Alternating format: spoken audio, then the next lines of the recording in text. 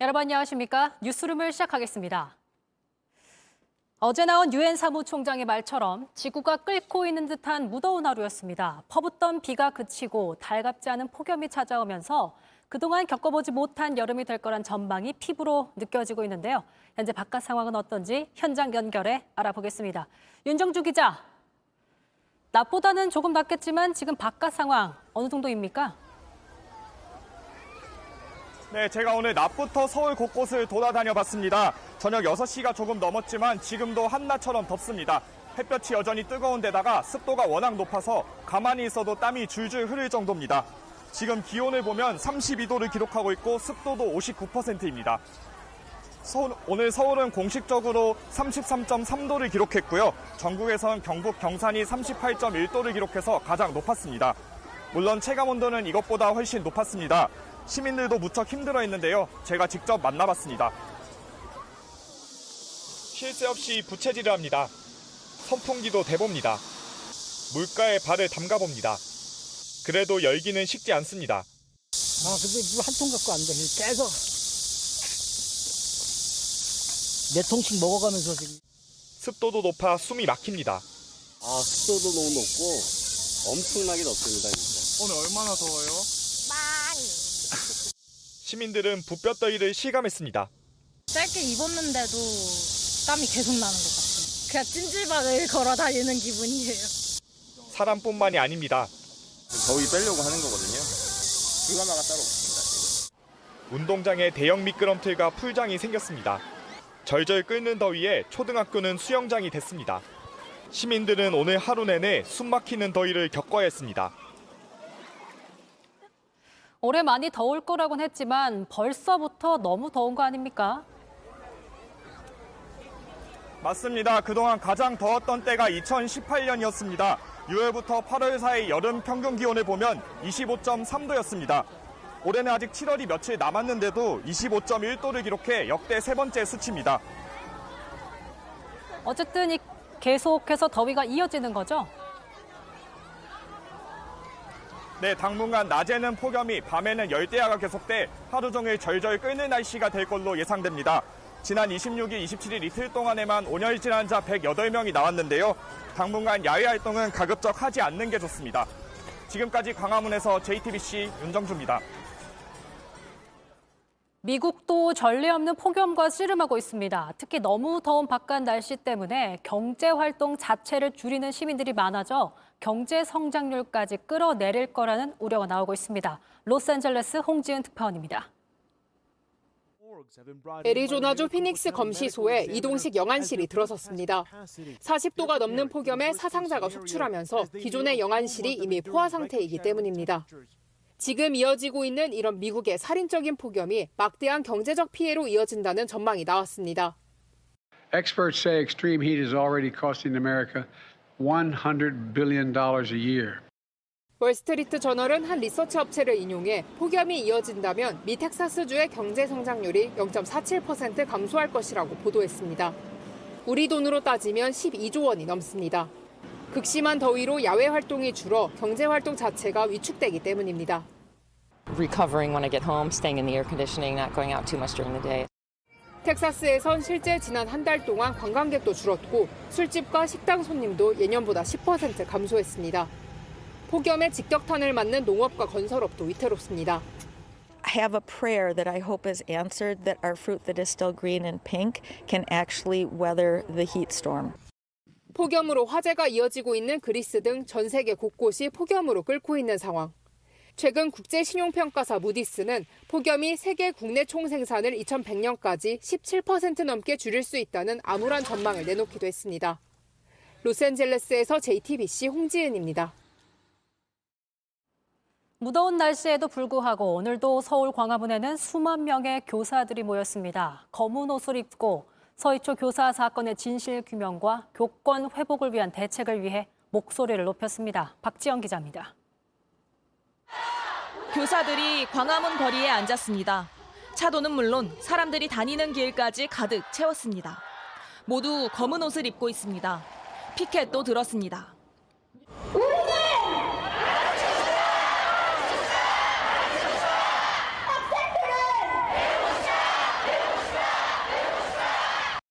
서희초등학교 2년차 교사의 사망을 추모하기 위해서 모였습니다.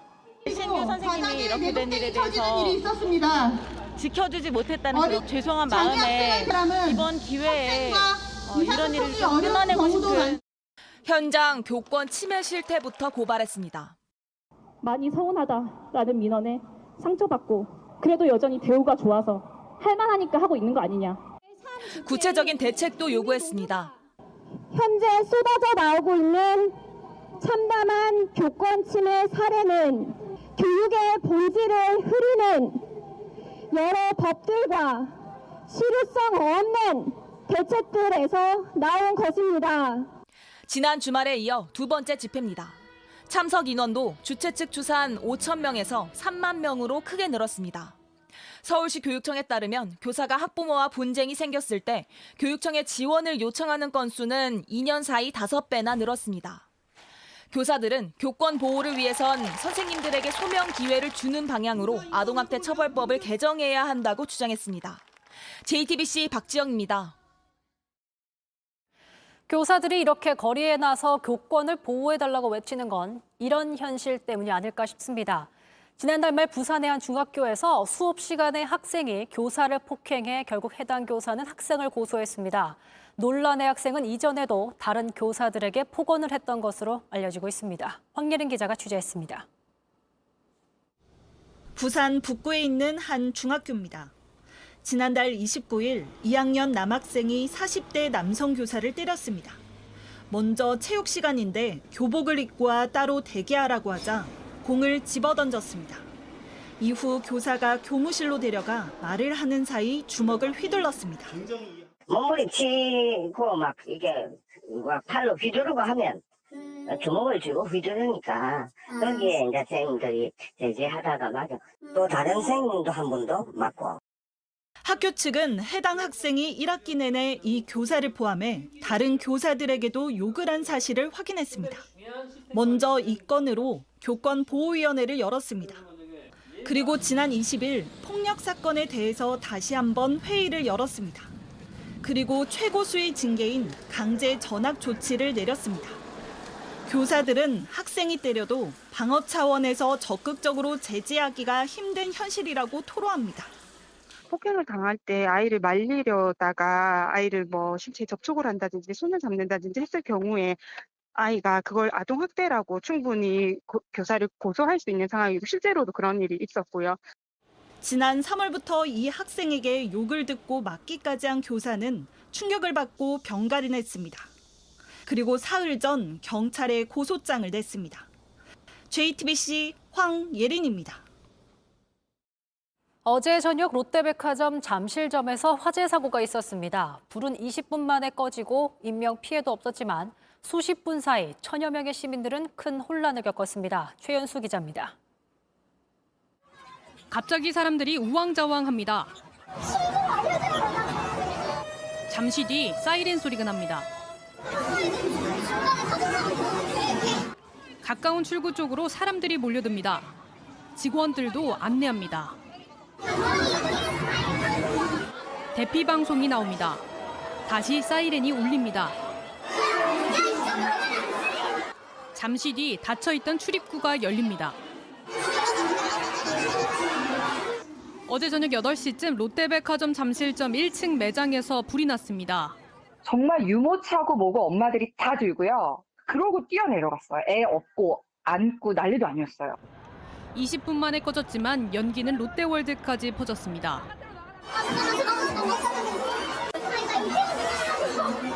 천여 명이 대피했고 인명피해는 없었습니다. 주차장도 뒤엉켰습니다.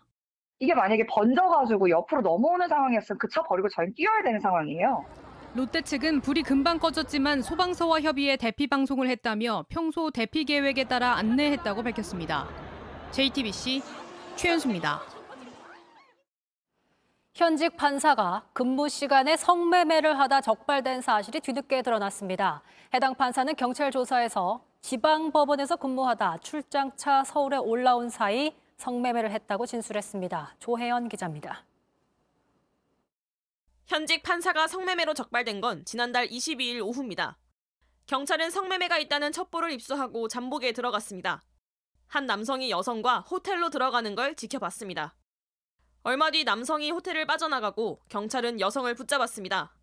이 여성으로부터 성매매가 있었다는 진술을 확보했습니다. 여성의 진술을 토대로 40대 상대 남성도 붙잡았습니다. 그런데 알고 보니 한 지방법원에 근무하는 현직 판사였습니다. 이 남성은 경찰 조사에서 서울 출장 중에 성매매를 했다고 말했습니다. 이른바 조건 만남 상대를 구하는 채팅 앱을 통해 성매매 여성을 만났고 15만 원을 지급한 것으로 파악됐습니다.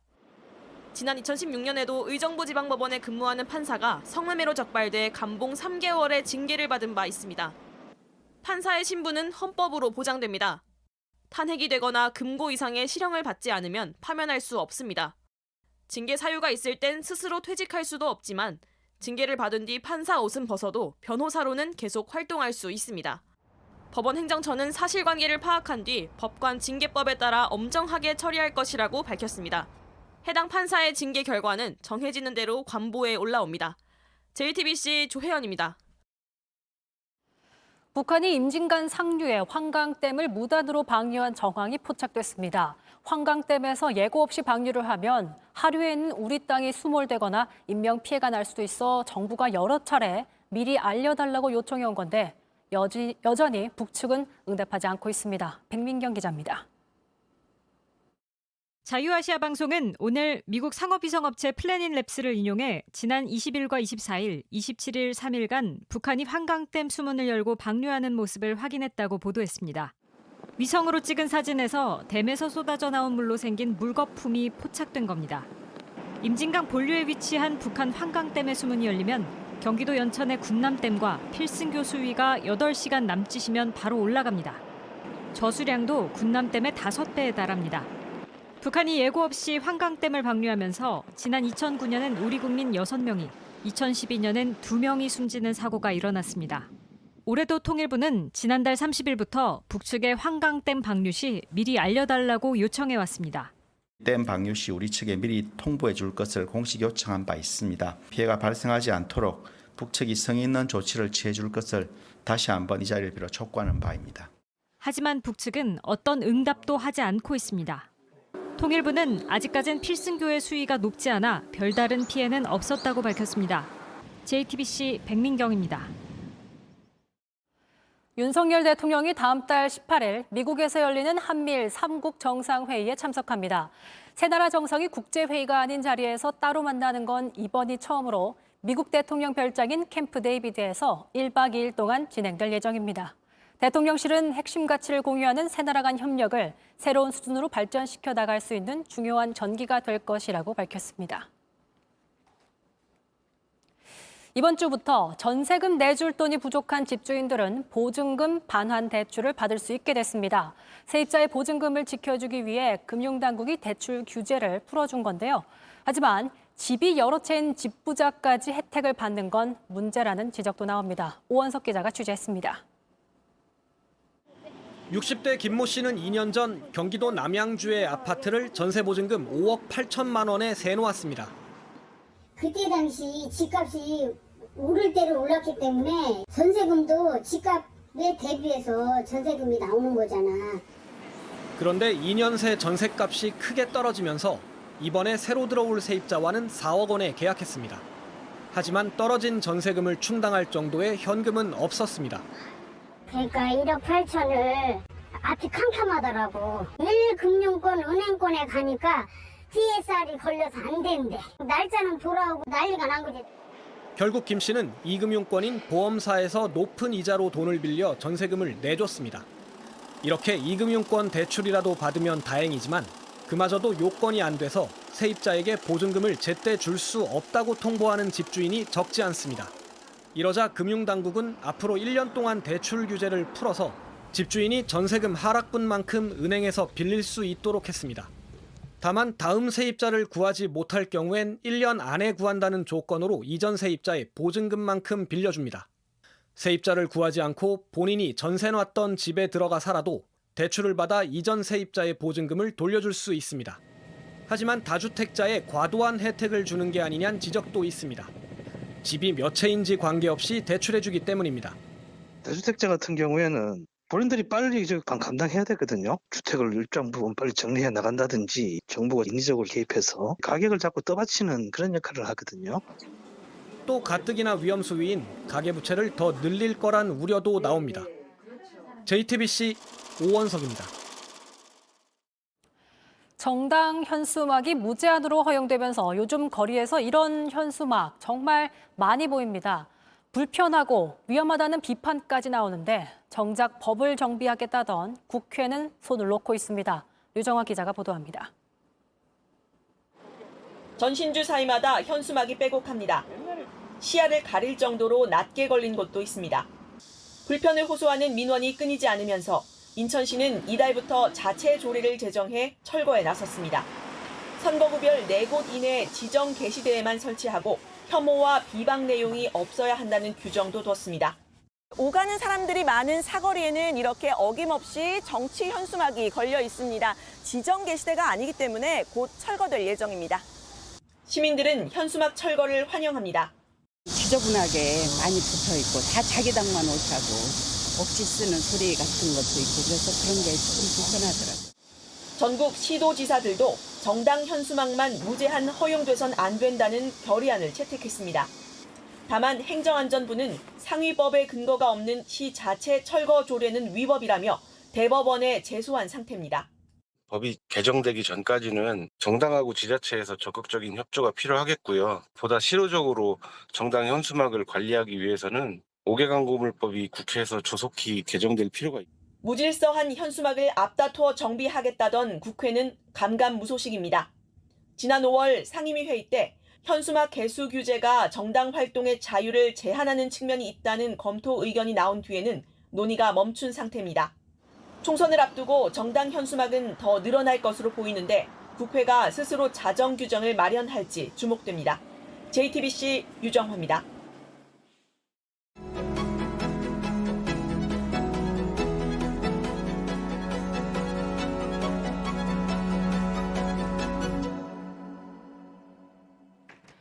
올해로 6.25 전쟁 정전협정을 맺은 지 70주년이 됐습니다. 조금씩 잊혀가는 참혹했던 당시를 그 전쟁의 의미를 기억하기 위해 앞장서는 꼬마 외교관이 있습니다. 참전 용사의 손녀라 불리는 캠벨 에이샤 양을 만나보겠습니다. 안녕하세요. 안녕하세요. 반갑습니다. 너무 환하게 웃어주시니까 너무 반갑습니다. 제가 앞서 소개해드렸지만 캠벨 에이샤 정말 멋진 이름이라고 생각했습니다. 한 번 들으면 사실 잘 쉽게 잊혀지지 않을 것 같은데 이름에 또 뜻이 있더라고요. 네, 맞아요. 에이시아가 아시아 대륙에서 아시아를 딴 건데요. 아시아 대륙이 엄청 크고 사람이 많잖아요. 그래서 또 어원에서 일출이라는 뜻이 있더라고요. 그래서 세상을 따뜻한 빛으로 환하게 밝혀주리라라고 엄마가 그런 소망을 담아서 지어주셨다고 해요. 정말 캠벨 양의 모습과 잘 어울리는 그런 이름이 아닐까 이런 생각을 했습니다. 앞서 이제 참전 용사의 손녀라 불린다라고 소개해드렸는데 실제로 참전 용사의 손녀는 아닌 걸로 제가 알고 있습니다. 네, 맞아요. 참전 용사님의 손녀는 아닙니다. 네, 별명이죠. 그럼 어떻게 해서 그 별명이 생기게 된 건지 또 설명해 주실래요? 초등학교 3학년 때부터 6.25 전쟁 참전 용사님들이 오시는 곳이든 어디든 갔거든요. 또 간첩 편지도 드리고 이제 연락도 주고 받고 그러다 보니까 참전 용사님들께서 직접 저를 한국에 있는 손녀다라고 소개해 주시는 거예요. 그래서 그때 이후로 참전 용사님들의 손녀라고 불리게 된 것 같아요. 지금까지 정말 많은 참전 용사분들을 만났을 것 같은데 그중에 좀 특히나 좀 기억에 남는 참전 용사분의 이제 사연이 있을까요? 사실 모든 분들이 다 기억에 남습니다. 제일 처음에 만난 2016년도 용산전쟁 기념관에서 만난 찰스 휘트워 미국 참전 용사님도 계시고 허만 할아버지, 허만 텐셀덤 그리고 알버트 클라인 할아버지도 계시고 또 갑자기 건강상의 문제로 연락이 끊긴 데니스 무어 캐나다 할아버지도 계시고요. 그리고 또 턴트워드 부산이라고 11월 11일에 진행되는 행사가 있는데요. 그것을 처음으로 제안하신 랜슨 코니 할아버지 캐나다 분도 계십니다. 다 말씀드리고 싶었어요. 와, 정말 숨차게 얘기하지만 그럼에도 또박또박 얘기할 수 있는 건 정말 기억하고 있기 때문에 저렇게 얘기할 수 있는 거구나 생각이 들어서 제 진짜 친할아버지 같은 분들이세요. 네, 정말 애정이 느껴집니다. 이렇게 6.25 전쟁 참전 용사들도 많이 뵙고 6.25 전쟁에 대해서도 공부를 많이 하다 보니까 예전엔 알지 못했던 하지만 새롭게 알게 된 네. 사람들에게 꼭 좀 알려주고 싶은 이것만큼은 좀 기억하셔라. 이런 거 모르셨죠? 이런 게 있을까요?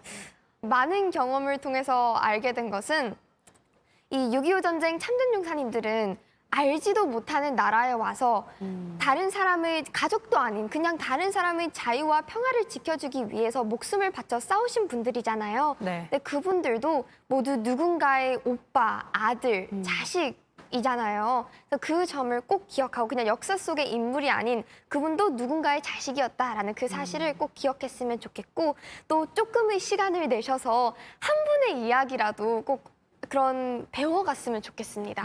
그런 개인의 이야기를 좀 듣고 알아가면 네. 좀 더 많이 와닿기 때문에 네, 6.25 전쟁의 그런 팩트나 숫자도 중요하긴 중요하지만 네. 조금이라도 살아계실 때 참전용사님들의 이야기를 직접 기억하고 알리는 게 진짜 중요하다고 생각합니다.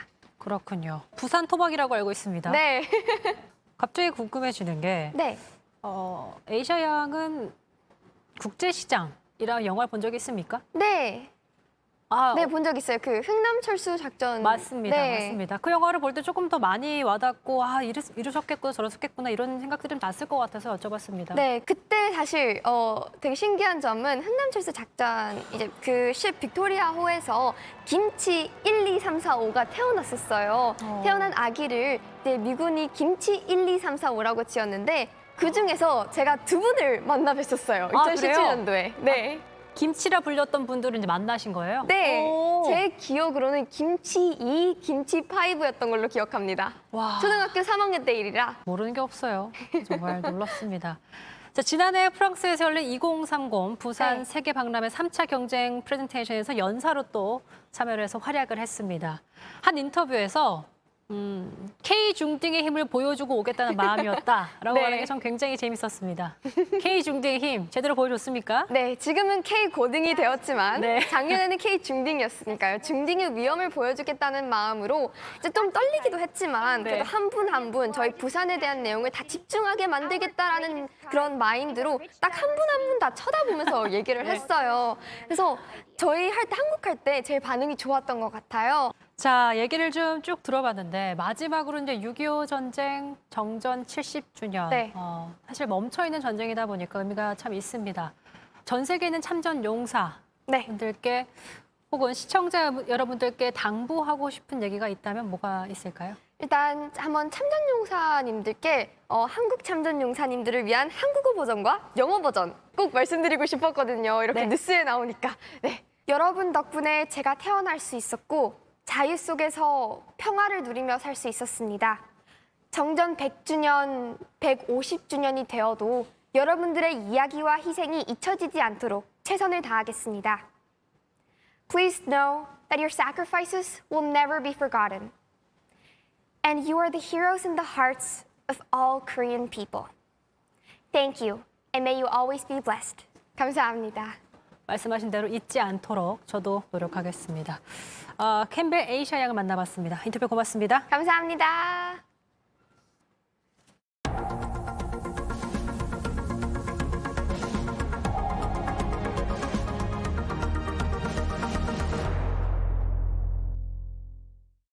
끝으로 날씨입니다. 전국 대부분의 지역에 폭염특보가 내려진 가운데 무더운 날씨가 밤까지 이어지면서 열대야 현상이 나타나는 곳이 많겠습니다. 무더위는 일요일인 내일도 계속되며 내일 아침 기온은 22도에서 26도로 오늘과 비슷하겠고 낮 기온은 35도 안팎을 오르내리겠습니다. 대기 불안정으로 일부 지역에선 강한 소나기도 예상되고 있습니다.